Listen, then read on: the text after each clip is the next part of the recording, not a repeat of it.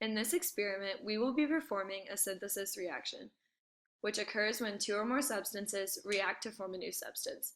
In this case, magnesium and oxygen will be reacting to produce magnesium oxide. To perform this reaction, we will need a balance and Bunsen burner from the instrument shelf. We will also need a crucible from the container shelf.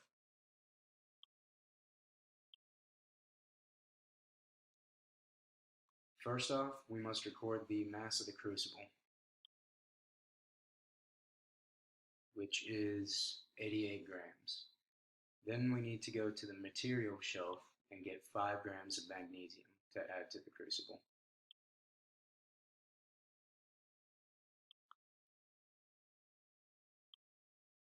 So the 88 gram crucible plus the 5 grams magnesium adds up to make it 93 grams. Then you place the crucible on the Bunsen burner and turn the Bunsen burner on low heat by clicking the dial one time. The flame should appear as an orange color. Then you heat the sample for approximately 1 minute. The heat provided by the Bunsen burner supplies energy so that the magnesium can oxidize using excess oxygen from the air. After the sample is done heating, you can remove it from the Bunsen burner and place it on the lab bench, where it can cool for 1 minute. Then you can turn off the Bunsen burner because it's no longer needed. While we're waiting for the crucible to cool, let's go to Lauren with a chemistry joke. Did you hear that magnesium and oxygen got together? OMG! Well, MgO is the chemical equation. Now we need to use the balance to record the mass of the product.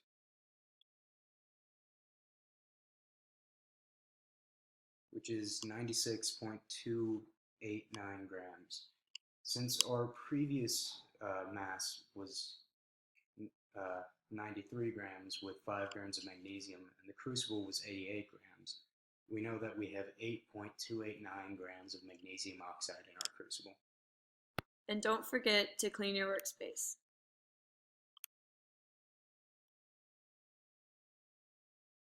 So let's recap. In this experiment, we combined magnesium and oxygen, which are the reactants, to form magnesium oxide, which is the product. This equation is not balanced, however, because there are 2 oxygen on the left side and only 1 oxygen on the left side. So to balance, we add 2 oxygen to the right side by adding a coefficient of 2 in front of magnesium oxide. However, now there are 2 magnesium atoms on the right side and only 1 on the left side, so we must put a coefficient of 2 in front of the magnesium on the left.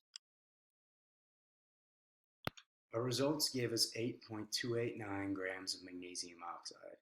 We can then convert that to moles by dividing by the molar mass of magnesium oxide, which is 40.31 grams per mole.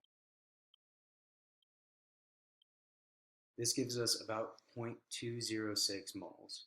And since there is a 1-to-1 ratio of magnesium oxide to magnesium, we can multiply 0.206 moles of magnesium by the molar mass of magnesium, which is 24.31 grams per mole.